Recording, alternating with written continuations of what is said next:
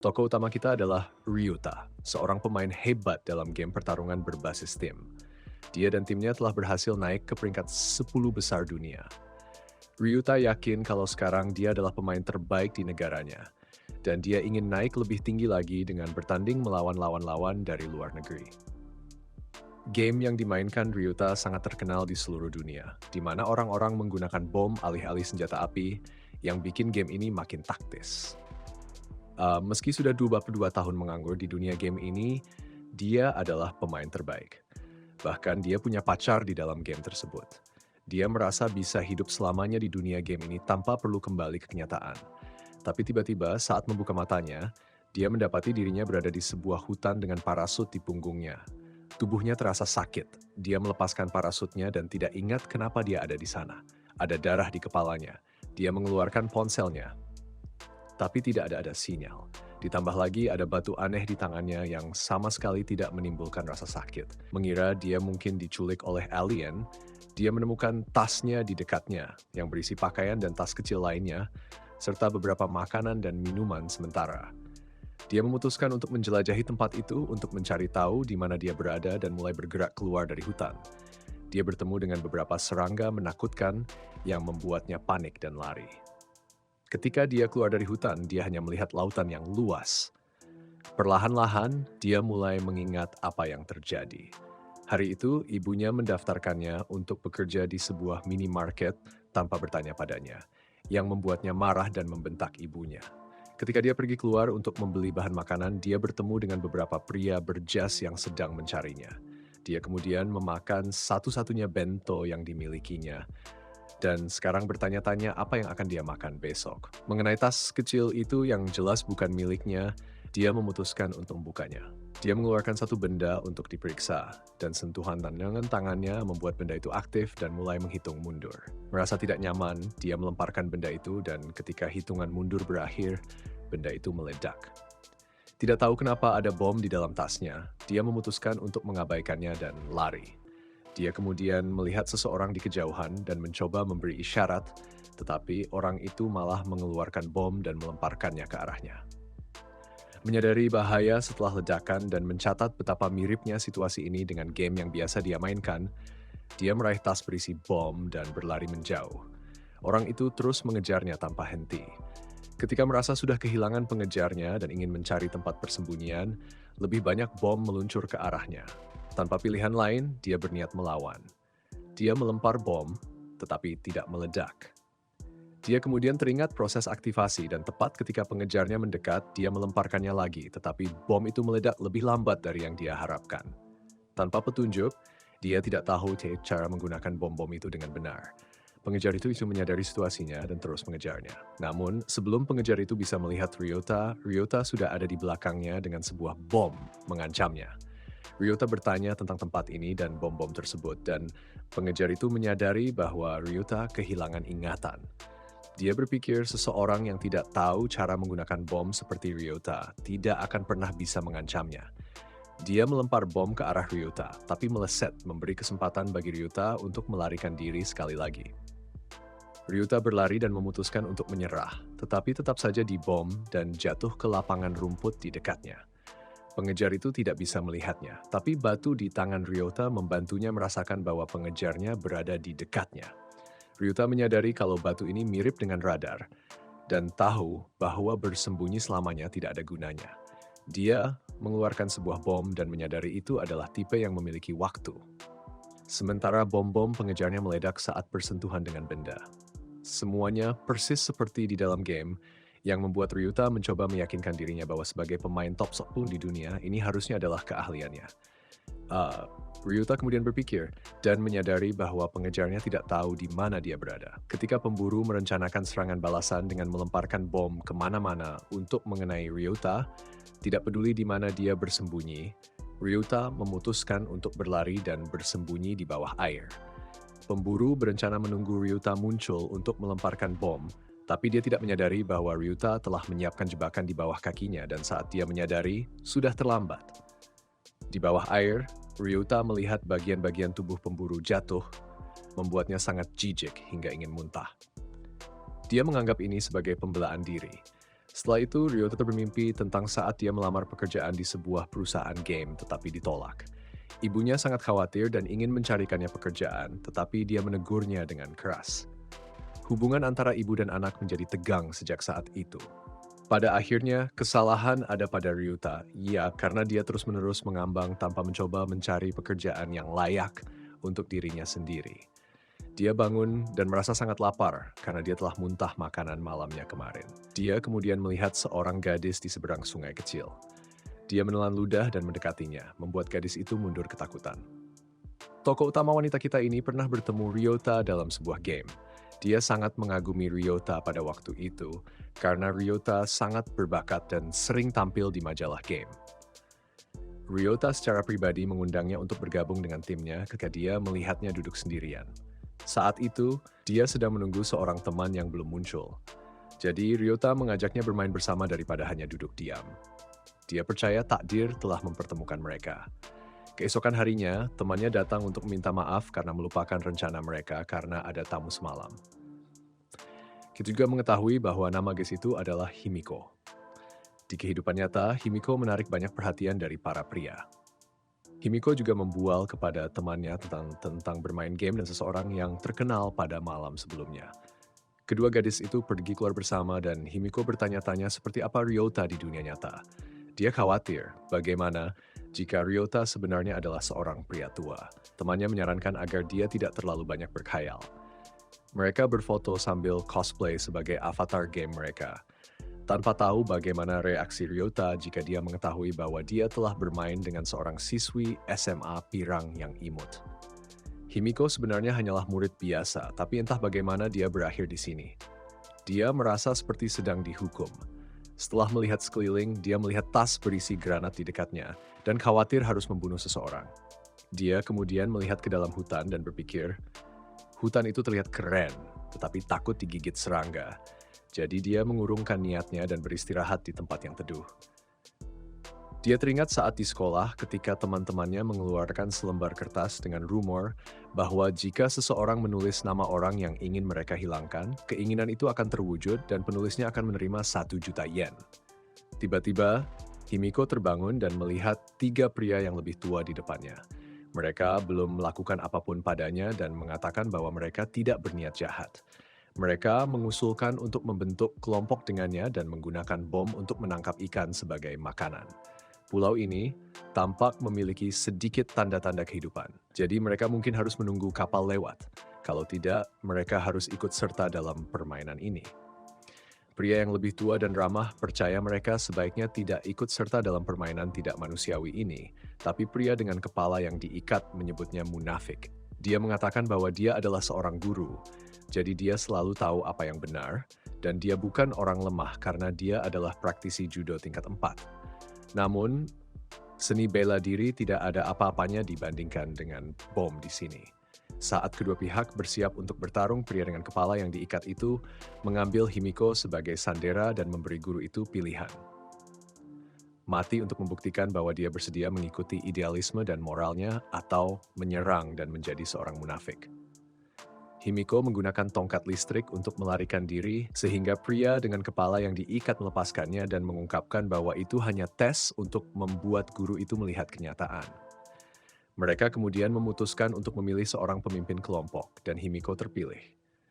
Dia tidak mengerti mengapa dia yang dipilih. Tiba-tiba mereka menemukan sesuatu yang dijatuhkan dari pesawat. Isi paket itu ternyata makanan dan air. Ketiganya langsung makan dengan lahap saat si guru kembali. Dia menyarankan agar mereka menghemat makanan, tetapi pria dengan kepala yang diikat memotong lehernya karena dianggap merepotkan. Terkaget, Himiko teringat saat dia dan teman-temannya pergi ke rumah seorang senpai untuk nongkrong.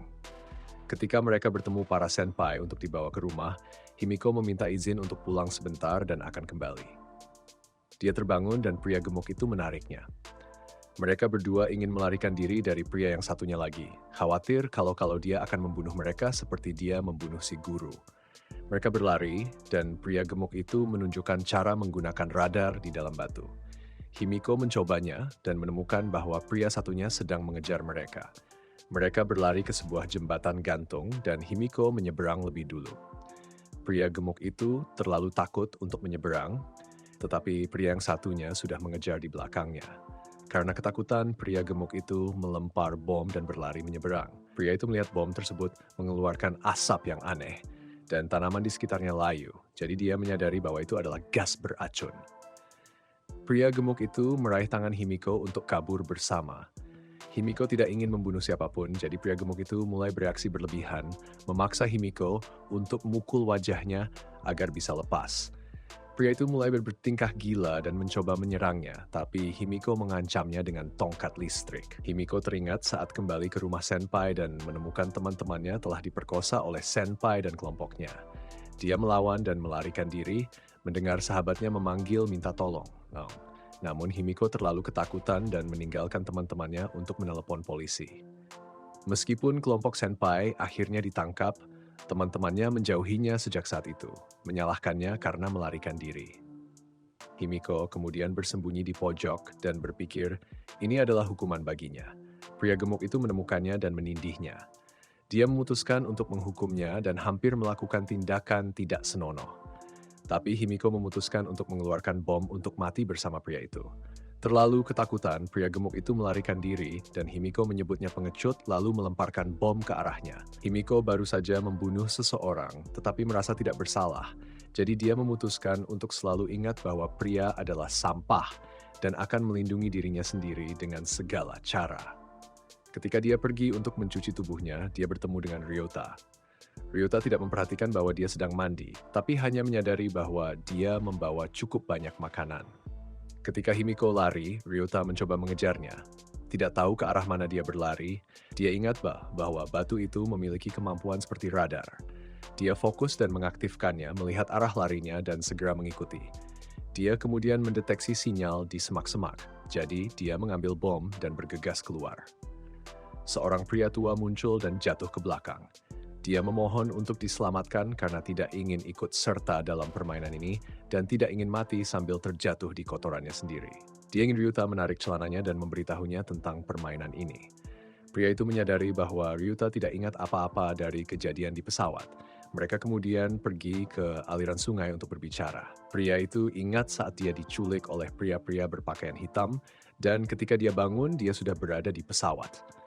Ada sekitar 30 orang di pesawat dan banyak pria bersenjata di sekeliling mereka.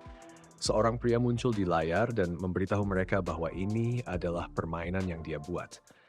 Dia tidak bisa mempercayai bahwa orang itu berani melihat ini sebagai permainan. Pesawat ini membawa mereka ke sebuah pulau di Pasifik, tetapi tidak akan ada makanan atau air di sana. Jika mereka ingin melarikan diri, mereka harus berpartisipasi dalam permainan ini. Siapapun yang berani menolak sekarang akan disetrum dengan tegangan tinggi. Mereka harus bertarung dengan granat ini. Ada berbagai jenis granat dan setiap orang akan diberikan 8 granat. Tidak ada yang tahu jenis granat apa yang akan mereka dapatkan dan tidak ada petunjuk penggunaannya, jadi berhati-hatilah sebelum menggunakannya. Untuk melarikan diri, mereka harus mengumpulkan chip seperti yang ada di tangan mereka. Chip tersebut akan memberikan kemampuan radar. Untuk melarikan diri, mereka harus mengumpulkan 8 chip termasuk milik mereka sendiri. Dan chip hanya bisa diambil ketika orang tersebut mati. Pada saat itu, Ryota sempat berdiri untuk protes. Dia nggak ingat apa yang terjadi, juga karena pada saat itu dia berdiri untuk melawan dan sepertinya tahu siapa pria di layar itu. Karena dia melawan, dia pun dilumpuhkan dan disetrum di kepalanya. Mereka lalu dipaksa memakai parasut dan didorong keluar dari pesawat. Parasutnya akan terbuka secara otomatis, jadi siapapun yang menolak terjun bakal disetrum sampai jatuh. Saat dia didorong, pria di layar itu sepertinya tahu kalau Ryota adalah pemain top di game tersebut. Sekarang Ryota paham kenapa ada darah di kepalanya dan kenapa dia berada di hutan saat awal-awal. Dia kemudian mencoba berpikir dan menyadari kalau semua aturan di sini mirip dengan game yang dia mainkan, dan orang di balik ini bisa jadi adalah pengembang game tersebut. Dia sadar bahwa dia harus membunuh 6 orang lagi jika ingin keluar dari situasi ini. Tapi dia nggak yakin. Atau mungkin dia bisa melakukannya. Kakek itu melihat bahwa dia tampak terkejut saat mendengar kebenaran. Jadi, dia mengundangnya untuk bergabung. Dia ragu-ragu membuat kakek itu berpikir bahwa dia tidak mau. Dia hanya khawatir jika mereka pergi bersama, mereka harus membunuh hingga 16 orang. Kakek itu sama sekali tidak ingin ikut dalam permainan ini, tetapi dia akan mencoba mencari cara lain untuk melarikan diri. Dia masih ragu membuat pria itu berpikir bahwa dia menganggapnya sebagai beban, tetapi dia setuju untuk pergi bersama dengan syarat dia ingin melihat jenis-jenis bom apa yang dimiliki pria itu. Namun, pria itu menolak karena mereka belum saling percaya, jadi mereka perlu menyimpan senjata rahasia untuk satu sama lain. Pada saat yang sama, ini juga merupakan cara bagi keduanya untuk saling menghormati. Dia menyadari bahwa pria itu tidak bodoh.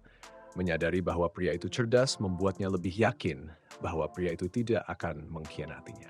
Mereka kemudian menyisihkan keraguan mereka dan saling memperkenalkan diri. Pria itu tidak bodoh. Nama pria itu adalah Paman Taira, dan setelah berbicara, dia merasa Paman Taira juga tampak baik. Namun, mereka dibawa ke sini. Mereka kemudian mendengar suara di langit, jadi Ryuta naik untuk memeriksa. Paman Taira juga berlari ke atas, dan mereka berdua menemukan bahwa itu adalah suara pesawat. Pesawat itu menjatuhkan sesuatu, dan Ryuta menyadari itu adalah persediaan makanan. Dia melihat sesuatu di dekatnya dan hendak berlari untuk mengambilnya. Namun, dia melihat seorang gadis sudah berlari untuk mengambilnya terlebih dahulu. Tapi tiba-tiba, tempat di mana gadis itu berdiri meledak, dan kemudian seorang pria muncul, mengambil chip dan melarikan diri dengan semua bom dan koper persediaan. Ryuta menyadari bahwa orang ini tampaknya sudah bersembunyi di sini dan menyiapkan jebakan sebelumnya. Itu jelas, karena ketika makanan terlihat, semua orang akan datang. Dia tidak mengerti bagaimana orang bisa membunuh tanpa memikirkan apapun. Paman Taira kemudian naik ke atas dan dia meminta maaf karena tidak mendapatkan makanan. Pria itu melihat mayat dan memberitahunya bahwa seseorang telah membunuhnya. Kemudian dia berlari ke rumah dan dia melihat seorang gadis sudah berlari keluar. Seseorang sudah datang dan menyiapkan jebakan sebelumnya. Seharusnya dia yang terkena bom itu. Dia tidak tahu bagaimana menjelaskan hal ini kepada Kira. Mereka kemudian melihat persediaan dijatuhkan. Pengacara ingin agar Kira membiarkan ayahnya mengikuti mereka. Dia tidak takut berdebat dengan pengacara, tetapi di depan ayahnya dia seperti tikus yang sangat pendiam.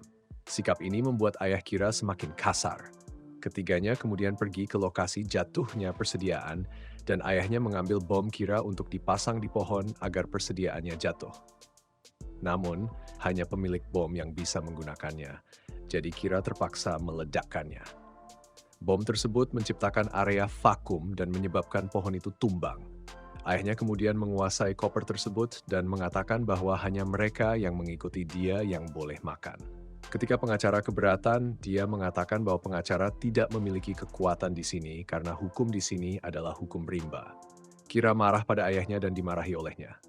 Dia mengepalkan anaknya dan membuat Kira mengingat saat dia dianiaya. Kira mengeluarkan bom dan memasangnya pada pria itu. Akhirnya petugas bisa menembak anak Kira. Dia juga melihat koper makanan di sana, tapi itu tidak sebanding dengan nyawanya. Paman Taira menyemangati dan berkata bahwa kita harus makan untuk hidup. Mereka akan mencoba mendapatkan makanan itu. Kalau tidak berhasil, ya sudah, tapi jangan sampai menyerah tanpa mencoba. Jadi mereka meluncur turun gunung dan berangkat untuk mencari makanan.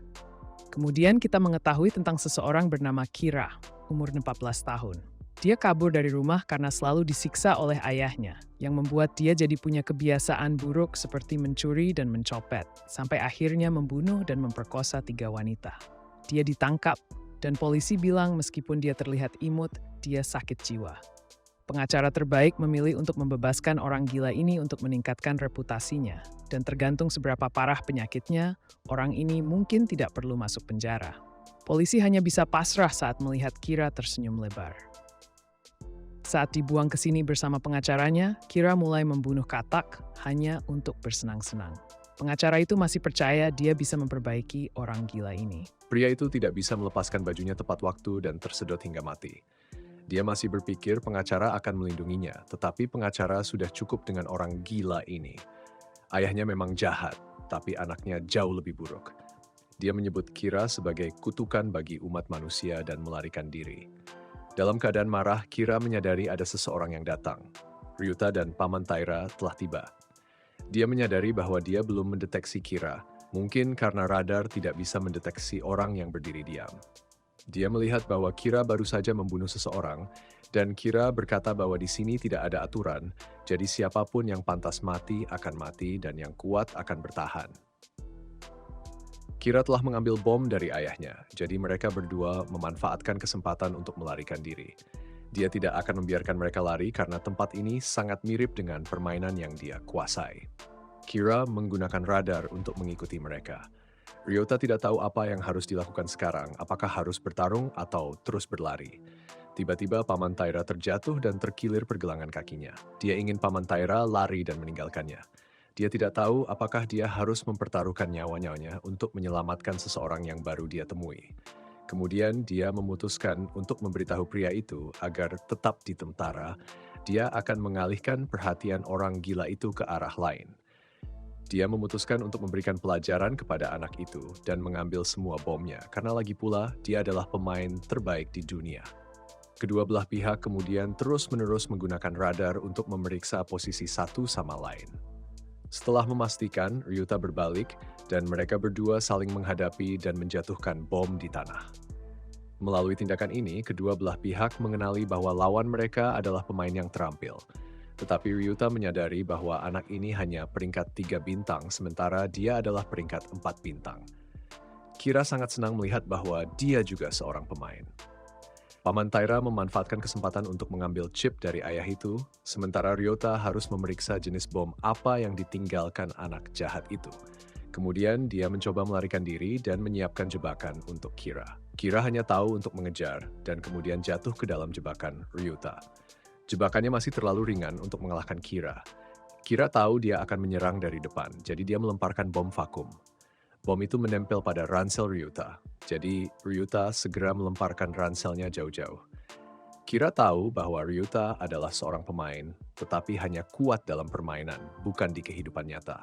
Anak itu berdiri untuk memberikan ceramah kepada Ryuta, sehingga dia mengira anak itu hanyalah seseorang yang tidak tahu benar atau salah. Mengekspos posisinya membuatnya terkena bom dan membenturkan kepalanya ke batu.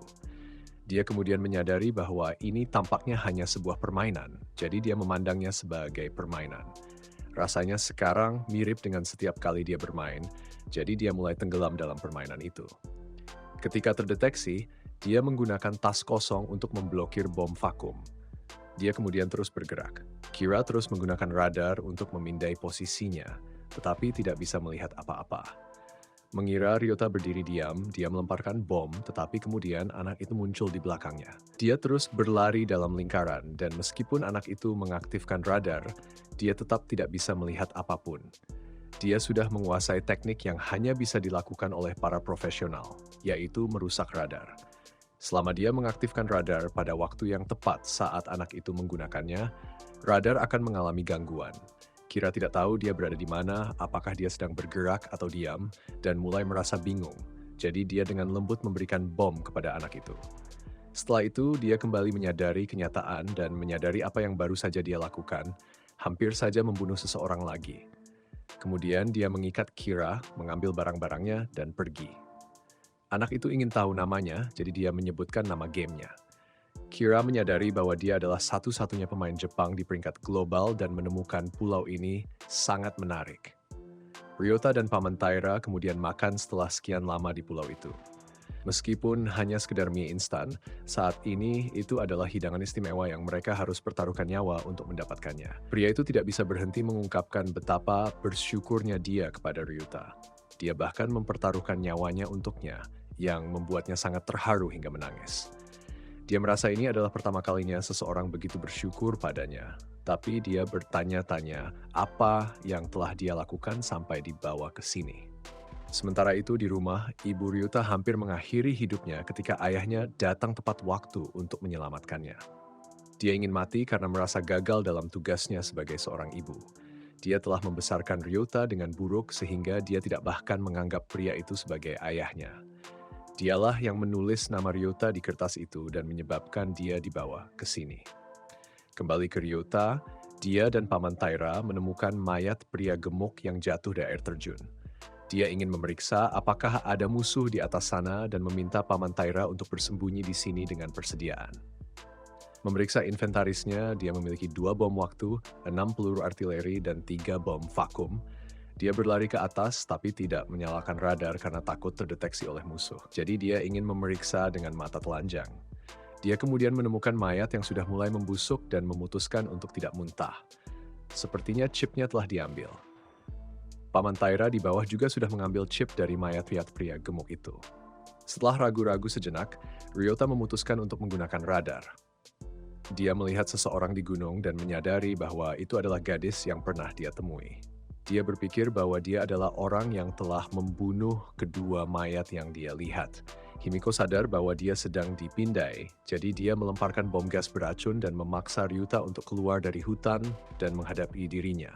Dia memperhatikan bahwa dia membawa 4 tas, jadi jika mereka bersaing dalam jumlah bom, dia pasti akan kalah. Dia mencoba bernegosiasi dan meminta perdamaian. Himiko setuju untuk mendengarkan dan meletakkan bomnya, tetapi pendekatannya membuatnya khawatir dan dia melemparkan bom ke arahnya, berpikir bahwa Ryota mencoba menurunkan kewaspadaannya. Ryota selamat dari bom tersebut dan memutuskan untuk terus maju. Saat dia terburu-buru melewatinya, Himiko mengeluarkan tongkat listrik untuk menyerang, memaksanya untuk menghindar. Dia masih mencoba bernegosiasi ketika Himiko hampir menyerbu dan menusuknya. Bayangan terkena listrik membuatnya panik dan menendang tangan Himiko, membuatnya terkena sengatan listrik sendiri. Melihatnya tidak sadar, dia mengambil bom-bomnya. Hasrat muncul, membuatnya mempertimbangkan untuk memanfaatkan situasi di tempat yang tidak ada orang lain. Tetapi dia menahan diri dan menyadari bahwa pria gemuk yang dia lihat mungkin adalah alasan Himiko sangat ketakutan. Dia membawanya pergi dan ketika dia terbangun, dia memberitahunya bahwa tubuhnya masih lumpuh akibat tongkat listrik. Dan dia ingin dia tenang bahwa dia tidak akan menyakitinya. Namun, Himiko mengeluarkan bom waktu dan mengancam akan mati bersamanya. Dia lebih memilih mati dalam keadaan suci daripada dinodai. Berhasil menghentikannya sebelum bom meledak. Melihat bahwa dia benar-benar serius, dia membawanya kembali ke tempat Paman Taira berada. Mereka berdua mengundangnya makan dan memberitahunya untuk tidak khawatir. Keduanya ingin meninggalkan pulau, jadi mereka perlu Himiko bergabung untuk membantu. Namun, dia bertanya-tanya apa gunanya kembali ketika orang-orang yang mereka kenal telah memutuskan untuk menandatangani surat agar mereka menghilang. Jika mereka kembali dan bertemu dengan orang-orang itu, apa yang akan mereka lakukan selanjutnya? Ryuta tidak tahu bagaimana dia mendapatkan informasi ini, tetapi dia adalah orang yang namanya ditulis oleh teman-temannya. Paman Taira memiliki hubungan baik dengan keluarganya, tetapi sebelumnya sempat berdebat dengan seorang pelanggan. Ryuta menyadari bahwa semua orang di pulau ini tidak disukai di rumah. Itulah sebabnya mereka dibawa ke sini. Sepertinya ibunya adalah orang yang menulis namanya di kertas itu. Dia belum menerima kebenaran ini ketika tiba-tiba ketiganya mendengar suara gemerisik di hutan. Suara itu mendekati mereka dan radar tidak bisa mendeteksi apapun. Paman Taira mengambil senter dari persediaan dan menyalakannya untuk melihat banyak pasang mata. Ketiga mereka memilih untuk lari, tetapi Himiko masih terpengaruh oleh sengatan listrik. Yang menyerang mereka ternyata adalah kadal raksasa. Ryuta menyerahkan Himiko ke Paman Taira untuk kembali mengambil persediaan. Dia menghantam kepala salah satu kadal dengan batu dan melemparkan bom ke arah kelompok kadal yang mengejar Paman Taira, tapi dia tidak melihat ledakannya. Dia menyadari bahwa karena dia belum membunuh anak itu, bom tersebut belum menjadi miliknya. Ryuta menggeledah tasnya sendiri, tapi karena ada terlalu banyak tas, Paman Taira digigit di kakinya. Dia baru menemukan bom dan melemparkannya untuk mengusir kadal-kadal itu. Mereka bertiga kemudian pergi dengan Ryuta menggendong Himiko dan Paman Taira membawa bom serta persediaan. Pria itu melihat bahwa Ryuta benar-benar seorang pahlawan, sesuatu yang jarang dimiliki orang lain. Dia bisa saja meninggalkan Paman Taira dan Himiko untuk melarikan diri, tapi dia tetap memilih untuk membantu. Dia ingin Paman Taira tidak terlalu pesimis. Jujur saja, pria itu juga sangat takut setiap kali mereka pergi. Dia tidak tahu apakah mereka akan kembali atau justru meninggalkannya. Mengenai apa yang Himiko katakan sebelumnya, sepertinya itu benar untuknya. Dia mungkin baik terhadap keluarganya, tetapi sangat diktatorial di tempat kerja dan telah melakukan beberapa hal buruk, jadi wajar jika ada yang membencinya. Dia percaya ini adalah hukumannya. Dia kemudian diserang oleh kadal-kadal lagi. Paman Taira sudah berlari lebih dulu. Dia terpisah dari pria itu dan tersesat di hutan dalam kegelapan. Dia dengan cemas menggunakan radar untuk mencarinya, tetapi tidak bisa melihat apapun. Dia berpikir bahwa pria itu mungkin diam dan sengaja mengambil semua makanan. Dia diserang oleh kadal lagi, tetapi sebuah bom terbang untuk mengatasinya. Paman Taira telah kembali dan berjuang mencarinya. Dia menyadari bahwa kedua belah pihak telah menggunakan radar, menyebabkan gangguan.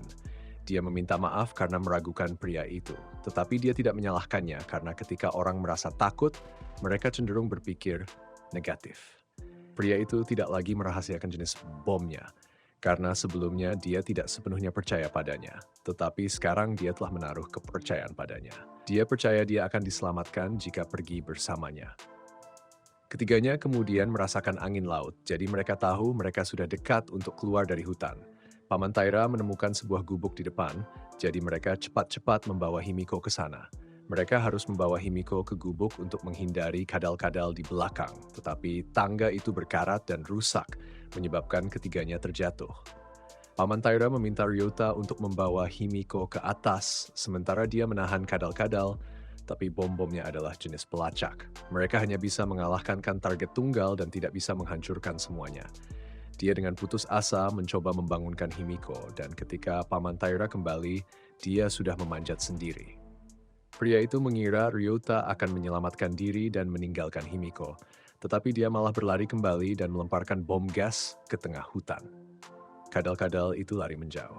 Dia ingin Paman Taira mundur dan memberitahunya tentang efek gas yang sangat beracun ini. Karena mereka berada di arah angin, gas tersebut tidak akan meniup ke sini. Cara dia bisa menggunakan bom tersebut adalah dengan mengaktifkan tangan Himiko untuknya.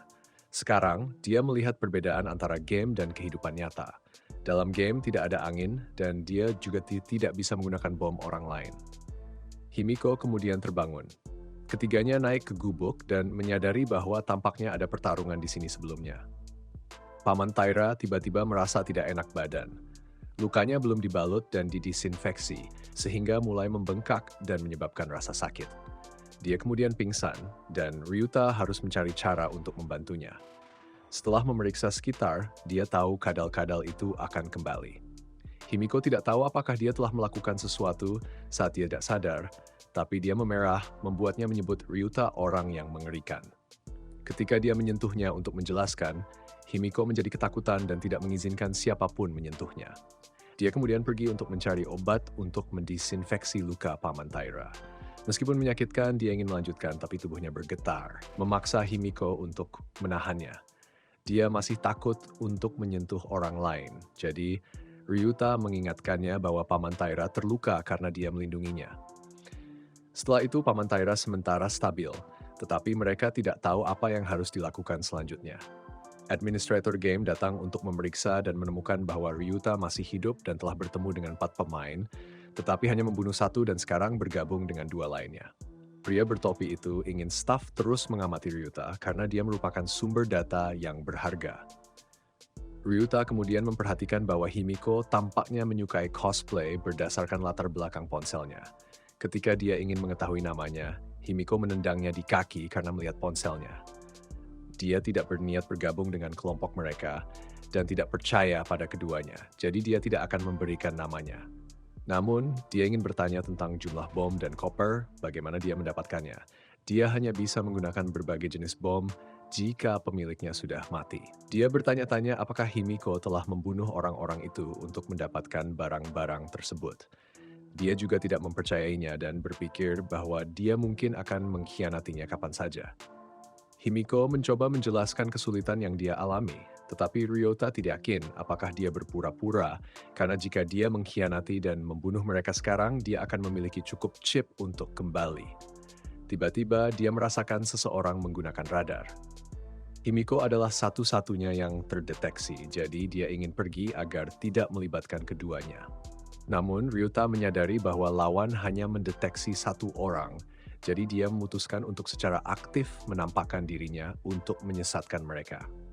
Ketika dia kembali, dia akan melanjutkan percakapan. Dia kemudian masuk ke hutan dan mengaktifkan radar untuk menemukan lokasi dan berlari untuk menjauhkan lawan dari gubuk. Tapi begitu dia mengaktifkannya lagi, seseorang berada di belakangnya.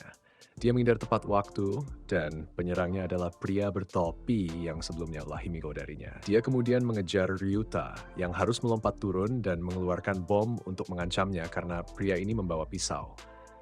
Dia ingin pria itu bergabung dengannya, tetapi dia menolak. jadi dia resort pada ancaman. Tiba-tiba sebuah bom terbang ke arahnya. Dia bertemu dengan pengacara yang telah berpihak pada pria itu. Dia melihat bahwa pengacara itu memiliki lebih dari satu jenis bom, jadi dia menganggapnya sebagai pembunuh dan ingin pria bertopi menangani pengacara itu segera. Namun, dia mengejutkan pengacara dengan listrik dan melarikan diri. Pria bertopi tidak langsung membunuhnya, tetapi akan mengikuti Ryota kembali ke tempat persembunyiannya. Dia kembali untuk menemui Paman Taira dan Himiko, tetapi Himiko ingin mengabaikan keduanya, mengambil barang-barangnya dan pergi. Namun pria lain telah mengikuti Ryota ke sini. Dia dulu seorang tentara bayaran, jadi melacak jejak kaki sangat mudah baginya. Dia bertemu Himiko lagi dan tahu bahwa mengikuti Ryota akan membawanya ke tempat persembunyian Himiko karena dia mengenali tongkat listrik. Dia melihat barang-barangnya ada pada Himiko dan menyimpulkan bahwa pria gemuk itu mungkin akan membunuhnya. Dia kemudian mengikuti Ryota kembali ke tempat persembunyiannya. Dia kembali menemui pengacara. Dia berkata bahwa dia mencoba untuk menyalahkan pria yang telah berpihak padanya. Tetapi pria lain pasti telah dibunuh oleh Himiko. Dia ingin mendapatkan chip dari mereka, tetapi Ryota mengeluarkan tongkat listrik untuk mengancamnya. Dia mengira dia tahu tentang permainan ini dan akan mencoba menemukan kelemahannya untuk membantu mereka kembali tanpa membunuh. Tetapi dia melihatnya sebagai terlalu kekanak-kanakan dan tahu bahwa dia juga membutuhkan 8 chip untuk pergi. Dia hampir menusuk Ryota ketika Paman Taira masuk dengan terburu-buru dan mengalami 4 jarinya terputus oleh pria itu. Paman Taira dipukul dan jatuh dari gubuk. Ketika Ryota sadar kembali, dia menyadari bahwa dia beruntung tersangkut di pohon. Dia berlari kembali ke gubuk dan hanya menemukan Paman Taira di sana, dengan semua barang-barangnya diambil. Dia melihat ponsel Himiko tertinggal dan melihat fotonya. Menyadari bahwa ini adalah Himiko yang dia cintai dalam permainan, dia memutuskan untuk menyelamatkannya. Tetapi Paman Taira membutuhkannya di sana. Dia berjanji akan kembali dengan obat untuk menghentikan pendarahan. Tetapi Paman Taira berkata jika dia meninggalkannya sekarang, dia benar-benar akan pergi ke gubuk dan menemukan Paman Taira. Dia benar-benar gila, namun dia tetap pergi. Himiko sekarang terikat oleh 2 pria lainnya. Tentara bayaran memutuskan untuk menyiksanya secara perlahan. Dia membuat sayatan kecil di tangannya ketika sinyal radar muncul. Himiko telah menyiarkan lagi, dan tentara bayaran tahu bahwa Ryota masih hidup. Dia mengirim pengacara untuk melemparkan bom ke arah Ryota, sementara dia akan menunggu untuk menusuknya jika dia melewati, karena mereka tahu dia tidak punya bom tersisa. Ledakan kemudian terdengar, dan tentara bayaran tidak tahu siapa yang masih hidup, jadi dia menunggu untuk melihat siapa yang akan masuk. Tapi dia hanya melihat pengacara yang telah melemparkan bom ke arah Ryota ketika dia melihatnya, tetapi Ryota telah menghilang. Keduanya menggunakan radar, tetapi Ryota menghindari deteksi dengan berdiri diam. Dia kemudian menyelinap masuk dan mencapai ruangan tempat Himiko ditahan. Ketika sebuah bom jatuh, dia menangkapnya tepat waktu dan menonaktifkannya. Dia belajar bahwa jika dia bisa menonaktifkan sebuah bom, dia bisa menggunakannya. Dia masuk untuk menyelamatkan Himiko dan berbicara tentang bermain bersama dalam permainan, bertanya-tanya apakah itu dia. Dia tahu bahwa ini adalah Ryota yang selama ini dia pedulikan tetapi tidak mengakuinya. Jadi, Ryota pikir mungkin dia salah mengira Himiko dengan Himiko lainnya. Saat mereka melarikan diri, mereka terdeteksi oleh radar, jadi tentara bayaran mengirim pengacara untuk menghadapi Ryota. Dia mengejar Ryota dan melemparkan bom, tetapi Ryota menghindar dan melemparkan kembali bom yang baru saja dia ambil. Namun, Himiko tertangkap lagi. Dia memberinya kesempatan untuk berdiri dan bertarung tangan kosong sambil membuang pisau. Ryota memutuskan untuk mengincar pisau tersebut. Dia telah mengetahui di mana 8 chip dikumpulkan.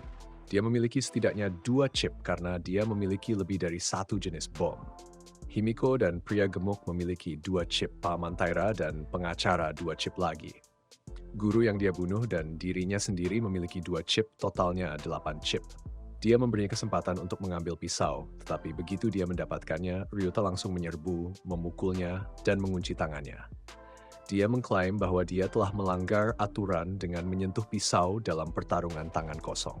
Himiko berlari untuk menyelamatkannya, tetapi didorong menjauh oleh Ryota. Namun, Himiko berhasil menanamkan bom gas pada Ryota. Saat gas mulai menyebar, mereka berdua terpaksa melarikan diri.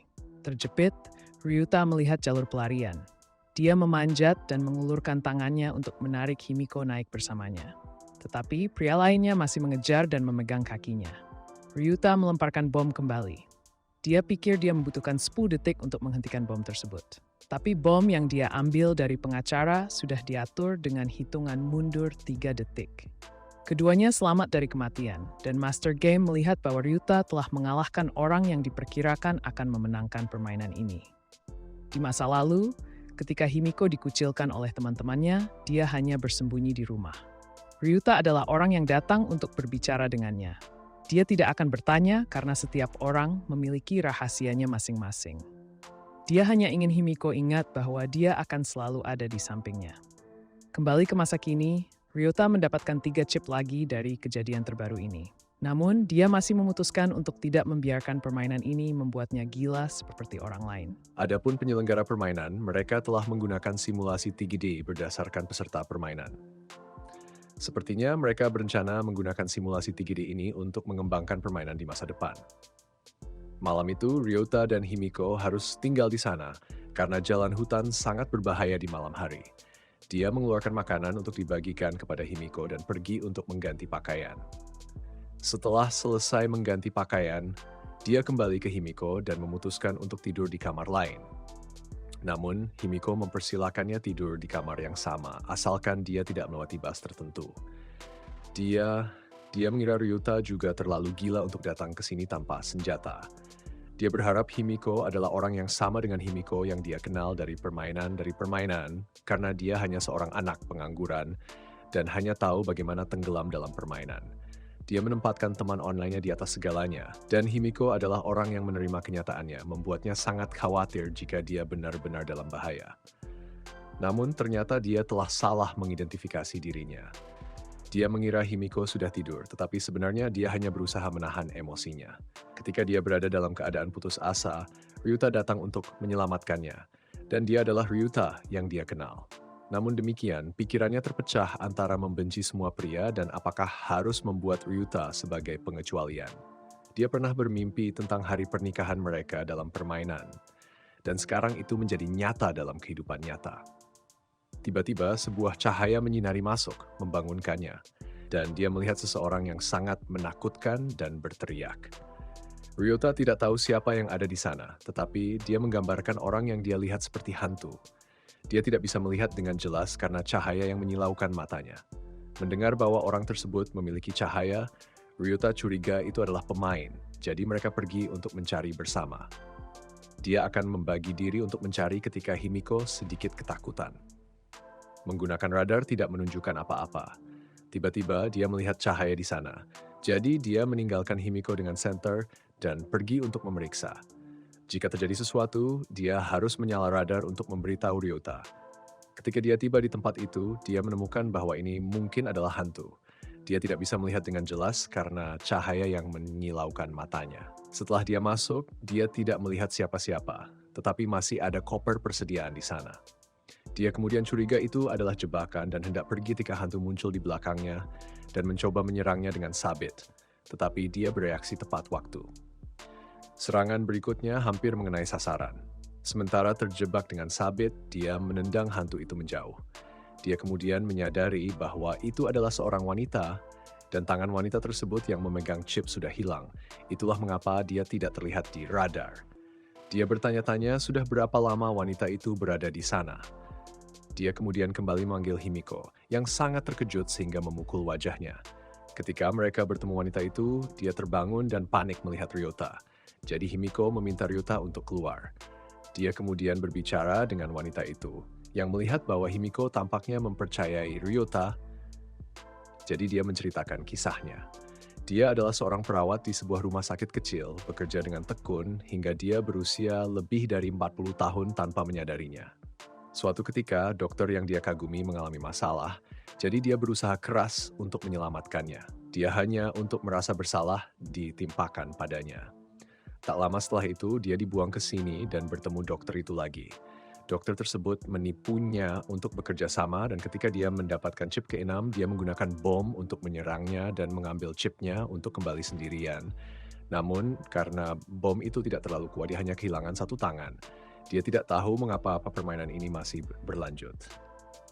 Dia memperingatkan Himiko untuk berhati-hati karena saat mereka mendapatkan chip ke-6, ujian kepercayaan dimulai. Dia kemudian memberitahu Ryuta tentang helikopter yang akan datang untuk menjemput mereka ketika mereka mendapatkan cukup chip. Jadi Ryuta memutuskan untuk berburu 7 chip dan menarik pilot untuk datang, lalu menggunakan bom untuk mengancam dan merampok helikopter. Dia ingin kembali ke Uncle Taira, tetapi Himiko belum memberitahunya tentang apa yang akan terjadi ketika mereka mendapatkan 6 chip. Mereka kemudian mengucapkan selamat tinggal kepada wanita itu dan ditunjukkan jalan tercepat untuk kembali. Kadang-kadang Komodo hanya datang di malam hari, jadi mereka perlu berangkat lebih awal di pagi hari. Wanita itu memilih untuk percaya bahwa Ryota akan melindungi Himiko. Sementara itu, Paman Taira telah diselamatkan oleh dokter yang sebelumnya meninggalkan wanita itu. Dokter tersebut telah menghentikan pendarahan pada Paman dan tujuannya hanya untuk menyelamatkannya agar bisa digunakan nanti. Ryota dan Himiko telah kembali ke sana. Ryota dengan hati-hati meminta dokter itu mundur. Tetapi dokter itu menjelaskan bahwa dia hanya lewat dan menyelamatkan Paman Taira tepat waktu. Paman Taira juga memberitahukan agar Ryuta berhenti karena pria ini telah menyelamatkannya. Ryuta memilih untuk percaya, tetapi masih ingin melihat bom-bomnya. Melihat bom-bom itu, dia tahu bom-bom tersebut adalah tipe yang bisa diatur dan diledakkan dari jarak jauh. Dia tidak melihat tanda-tanda penggunaan, jadi dia mempercayainya. Tapi sebenarnya, dia hanya belum bertemu siapapun dalam 3 hari terakhir.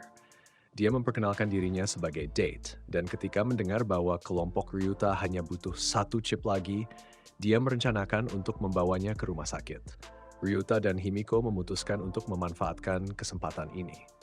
Pesawat suplai datang lagi, jadi kelompok tersebut ingin pergi mencari makanan untuk Paman Taira. Meski tidak menyukainya, Ryuta tetap ingin memastikan bahwa dia bisa merasa tenang. Ketiganya kemudian turun dan melihat arah pasokan terdekat. Pemindaian menunjukkan ada hingga 6 orang di dekatnya. Ketiganya tetap memutuskan untuk terburu-buru dan bersaing dengan orang lain. Pemindaian lagi menunjukkan bahwa 2 orang sudah menyerah. 2 orang masih menuju arah mereka untuk bersaing dan 2 orang hanya mengamati.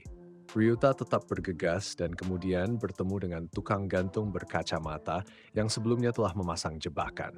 Keduanya berlari menuju koper tetapi gagal, jadi mereka harus berhadapan satu sama lain. Dia melihat bahwa tukang gantung ini cukup tangguh dan juga siap bertarung. Keduanya saling melempar bom dan mundur. Himiko bertemu dengan seorang gadis yang bersama pria lainnya dan tertumbuk olehnya. Gadis itu menjatuhkan bom dan pergi. Ryota bersembunyi di balik batu, tidak melihat pria lainnya dimanapun. Date sudah mendapatkan koper tapi tidak bisa melepas parasutnya. Pria lainnya melemparkan gas dan dia memberitahu Date untuk meninggalkan koper dan melarikan diri. Dia kemudian melemparkan kembali koper tersebut dan meledakkan bom yang telah dipasangnya pada koper untuk melepas parasutnya. Dia menyerahkan koper itu kepada Ryuta untuk diambil. Ryuta menangkapnya dan berlari untuk menghindari pria lain yang berusaha merebutnya.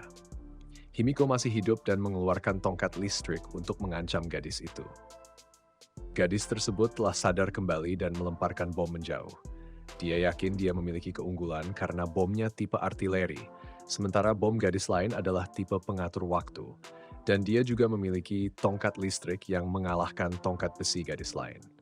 Sementara itu, Ryota mencoba melarikan diri ketika tiba-tiba bom api terbang dari suatu tempat dan menghalangi jalannya. Dia tidak bisa melarikan diri, dan bom-bom api ini berasal dari seorang pria yang bersama anak Kira melemparkan bom ke bawah. Kira menyarankan pria ini untuk menuntaskan Ryuta, tetapi dia tidak mendengarkan. Pria itu masih hidup. Pria berkacamata berlari mendekat dan menendang Ryuta di mulut, kemudian mencuri koper dan melompat ke dalam air untuk memadamkan api. Dia juga terkena pukulan lagi, jadi dia harus melompat ke dalam air. Kira ingin dia melakukan penyergapan di tepi pantai tempat kedua orang lainnya akan naik. Sementara itu, Himiko, meskipun sudah memegang tongkat listrik, masih belum bisa menguasai keadaan. Karena wanita lawannya memahami psikologi Himiko dan tahu alasan dia membawa alat pertahanan diri, Himiko kehilangan kendali dan menyerang secara gegabah. Akibatnya, dia terkena tendangan, kehilangan tongkat listriknya, dan akhirnya ditahan. Wanita itu menyarankan Himiko untuk menyerah. Tapi Himiko sekarang tidak tahu mengapa dulu dia begitu berusaha keras untuk mati, tapi sekarang dia begitu berjuang untuk bertahan hidup. Dia menyadari bahwa alasan itu adalah Ryota.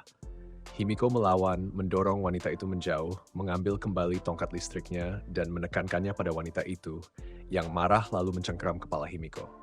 Sebuah bom dari Date terbang ke arah mereka, dan untungnya, keduanya berhasil menghindar. Sebenarnya, dia berniat membunuh mereka berdua sekaligus. Namun, ketika dia melihat bahwa wanita itu masih hidup, dia mendekat dan bertanya tentang keadaannya seolah-olah dia baru saja menyelamatkannya. Dia tahu bahwa dia tidak bisa mempercayai pria ini, tetapi jika dia mengatakan apa-apa sekarang, dia akan langsung bertindak. Sementara itu, Ryota sudah memanjat ke pantai. Dia melihat pria yang melempar bom api dan memutuskan untuk tidak naik ke daratan dulu.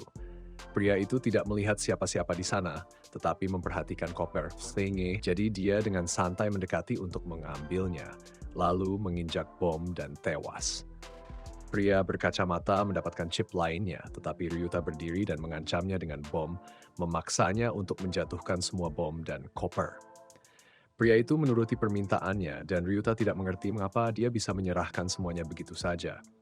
Dia meminta pria itu untuk menjauh dari tempat itu dan masih khawatir bahwa pria tersebut telah memasang jebakan. Dia khawatir pria itu mungkin memiliki semacam remote control dan memintanya untuk menunjukkan tangannya, tetapi dia tidak memiliki apa-apa yang membuat Ryota semakin curiga. Saat Ryota kemudian berani mendekat, pria itu telah mengaktifkan detonator yang tersembunyi di mulutnya.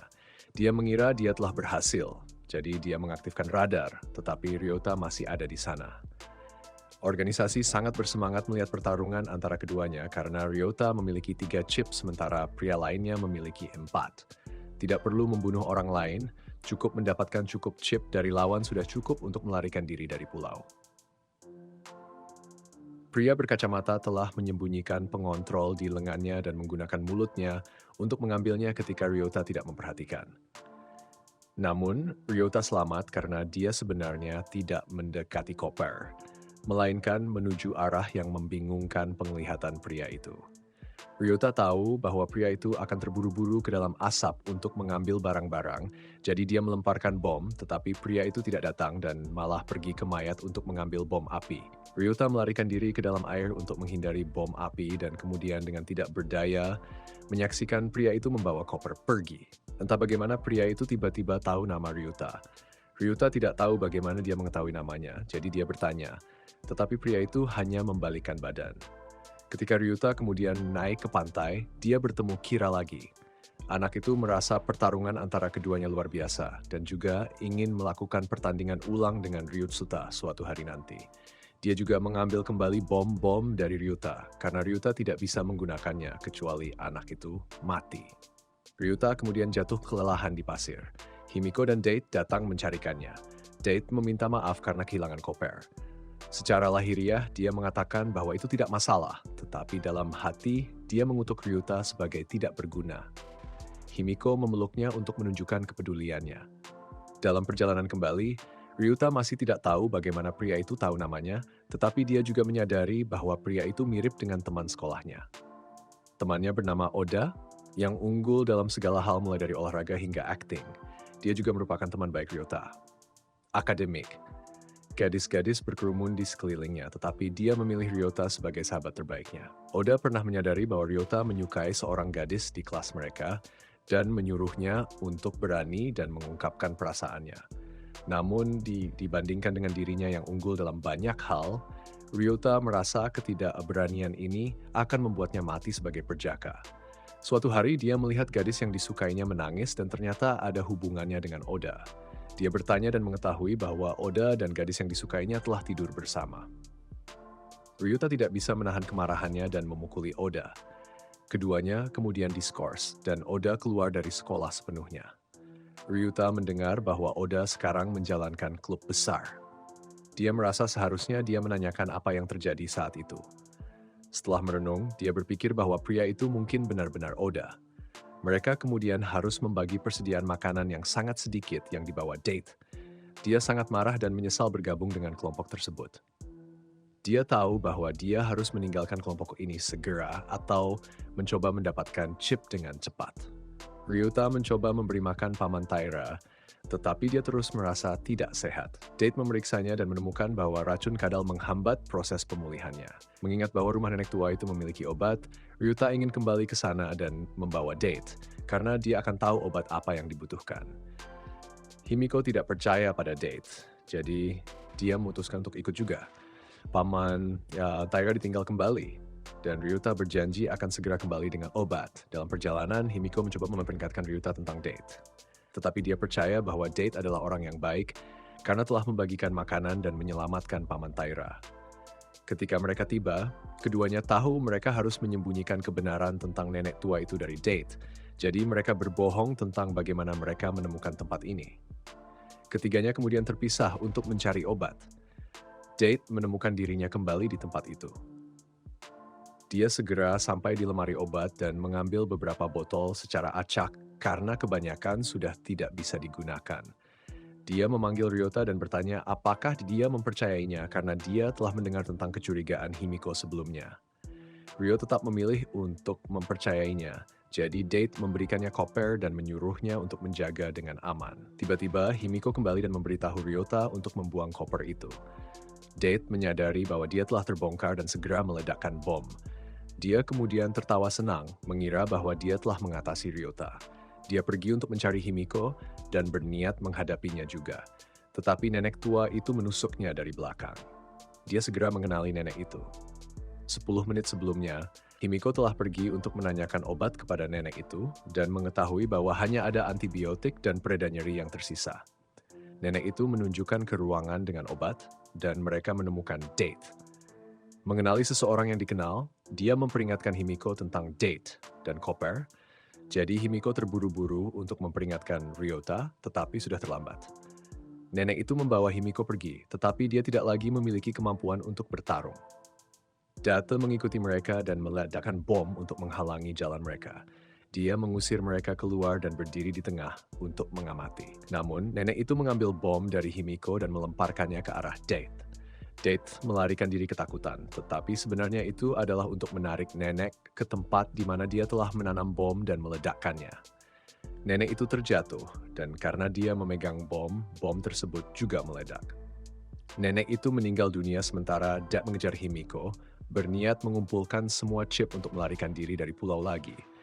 Dia masih memberinya kesempatan untuk bergabung dengannya, tetapi Himiko tidak mempercayainya karena dia telah menipu nenek dengan cara yang sama sebelumnya. Jadi, dia mengeluarkan bom dan melemparkannya ke arah Himiko. Dia merasa bahwa sekarang dia bisa mati dengan tenang. Tiba-tiba, bom itu mengenai Himiko tetapi tidak meledak karena belum diaktifkan. Itu adalah bom milik Ryuta, yang berarti dia masih hidup. Ryuta muncul dari balik Himiko. Bagaimana dia selamat dari kematian tidaklah sulit. Dia menyadari saat Date melarikan diri. Jadi dia melemparkan koper dan bersembunyi di sudut terdekat, hanya mengalami luka-luka ringan. Sekarang Date hanya memiliki bom jarak jauh, jadi Ryuta masih memiliki keunggulan. Ryuta memutuskan untuk meninggalkan kepolosannya dan menghadapi Date. Date menolak untuk menyerah dan melarikan diri, mencoba menarik Ryuta ke tempat di mana dia telah memasang jebakan. Dia memancing Ryuta ke sebuah bom dan berniat menghabisinya di sana. Tetapi tidak terduga Ryuta telah memindahkan bom tersebut ke tempat di mana Date bersembunyi. Ryuta kemudian memutuskan untuk menghilangkan ancaman ini, tetapi nenek tua itu kembali. Dia masih hidup dan memutuskan untuk mengambil nyawa Date sendiri. Dia tidak bisa memaafkannya, tetapi hanya karena permintaan maaf dia memutuskan untuk mengangkat sabitnya dan memotong ke samping daripada ke tengah. Dia masih tidak bisa melakukannya dan bahkan menyelamatkannya. Ryuta tidak bisa memahami ini. Tetapi Himiko agak mengerti, berpikir bahwa mungkin hanya wanita yang bisa memahami perasaan satu sama lain. Ryota kemudian memutuskan untuk segera membawa obat kembali ke Paman Taira. Dia juga merencanakan untuk memeriksa beberapa mayat dalam perjalanan kembali. Mayat pria gemuk, mayat ayah anak yang tidak stabil mental, dan pria berambut cepak yang dia temui di awal. Totalnya hanya ada 6 chip, tetapi pria berambut cepak memiliki 2 jenis bom, jadi dia pasti memiliki lebih dari 1 chip. Dia kemudian kembali bersama Himiko untuk memeriksa, tetapi ketiga mayat tersebut sudah menghilang. Himiko masih merasa bersalah tentang kematian pria gemuk itu, jadi Ryota mencoba meyakinkannya bahwa itu adalah pertahanan diri yang tidak bisa dihindari. Dia kemudian tidak tahu siapa yang telah mengambil chip-chips tersebut karena hanya Paman Taira yang tahu tentang ketiga orang yang dia temui. Saat kembali ke gubuk, dia memanjat tangga dan mendengar suara. Dia menemukan bom pelacak jenis itu dan satu-satunya orang yang memilikinya adalah Paman Taira. Sambil menunggu keduanya, Paman Taira perlahan-lahan mengalami halusinasi. Dia mendengar suara anaknya, jadi dia berlari keluar dan terjatuh. Dia sangat ingin kembali ke anaknya tetapi tidak memiliki cukup chip. Gambar istrinya muncul dan mengingatkannya bahwa dia sebenarnya sudah cukup. Dia sudah memiliki 2 chip yang diambil dari ayah Kai dan pria gemuk, 3 Chiga chip dari tempat Ryota, dan 2 dari dia dan Himiko sudah cukup. Itulah sebabnya dia sekarang menargetkan keduanya. Ketika dia hampir mencapai gubuk, kadal-kadal itu sudah bangun. Paman Taira menunggu keduanya untuk naik dan mengaktifkan bom. Ketika bom terbang ke arah mereka, dia melompat turun dan melarikan diri. Bom itu masih mengejar mereka, memaksa mereka untuk menggunakan batang besi untuk menjatuhkannya. Bom itu datang lagi, dan meskipun terkena, itu masih dalam jangkauan ledakan. Kaki Ryuta terluka. Mereka berdua mencoba memanggil Paman Taira untuk berhenti. Himiko tahu ini adalah tantangan yang disebutkan bibinya, sementara Ryuta melakukan pemindaian tetapi tidak menemukan apa-apa. Dia menyadari bahwa Paman Taira melakukan ini karena dirinya. Karena dia telah berulang kali meninggalkannya sendirian, membuatnya sangat takut. Dia melihat dirinya menjadi seperti orang dewasa yang dibencinya. Ayahnya terlalu sibuk dengan pekerjaan sehingga mengabaikan keluarga, menyebabkan ibunya bercerai dan menikah lagi. Dia tidak menerimanya, jadi dia membuat kekacauan di rumah, dan sekarang dia mengabaikan Paman Taira seperti ayahnya mengabaikannya. Himiko memutuskan untuk berdiri melawan untuk melindungi Ryuta. Dia tahu bahwa bom ini hanya meledak ketika dekat dengan target, jadi dia menangkap bom tersebut dan menonaktifkannya. Melihat bagaimana dia melindungi Ryuta, dia menyadari bahwa dia memang Himiko yang dia kenal dari permainan. Paman Taira menyadari masalahnya dan mengubah targetnya ke Himiko. Tetapi Ryuta sudah menyadarinya dan berlari untuk menangkap bom tersebut. Dia melarikan diri ketakutan, tetapi keduanya mendeteksi keberadaannya. Mereka mengejarnya dan ingin dia kembali. Dia pikir mereka mengejarnya untuk membunuhnya, tetapi kemudian dia terjatuh dari gunung dan akan menggunakan bom terakhir untuk menghadapi keduanya. Namun, saat mendengar permintaan maaf Ryota dan permohonan Himiko agar dia kembali, dia merasa tergerak. Dia sadar bahwa dia telah salah, dan sekarang bahwa para kadal sudah tiba, dia tahu ini adalah akhir baginya. Dia meminta maaf kepada keluarganya karena tidak bisa bertahan lebih lama dan mengarahkan bom ke dirinya sendiri sebelum meledakkannya. Ketika dia mendengar ledakan, dia melihat dan menemukan bahwa dia telah mati. Ryuta mencoba menyalahkan dirinya sendiri karena tidak meminta maaf lebih awal, dan sekarang tidak ada lagi kesempatan. Setelah itu, dia kembali ke gubuk, dan Ryuta memberitahu Himiko bahwa Paman Taira sama seperti orang biasa lainnya. Dia mengerti bahwa Paman telah menahan banyak beban, dan pengabaian yang konstan telah berkontribusi pada kepergian Paman. Namun Himiko bertanya apakah dia ingin meninggalkan tempat ini. Dia mengeluarkan 3 keping dari tempat Paman Taira. Dengan 3 keping yang dia miliki, ditambah miliknya, dia akan cukup. Dia ingin Ryota mengambil hidupnya dan kembali karena dia tidak punya pilihan lain selain pergi. Dia tidak punya tempat lain untuk pergi sekarang. Dia adalah satu-satunya tempat untuknya kembali, dan meskipun hanya dunia virtual, dia telah menyelamatkannya berkali-kali dan tetap di sisinya saat dia paling putus asa. Dia menyadari bahwa dia adalah harapan hidupnya, tetapi dia bukan tipe orang yang akan menerima pengorbanan dirinya. Dia telah menyadari bahwa dia adalah Himiko dari permainan yang selalu ingin dia temui. Dia meminta ciuman terlebih dahulu, dan mereka berdua seharusnya melewati malam tanpa tidur, tetapi Ryuta menyadari bahwa Himiko masih takut.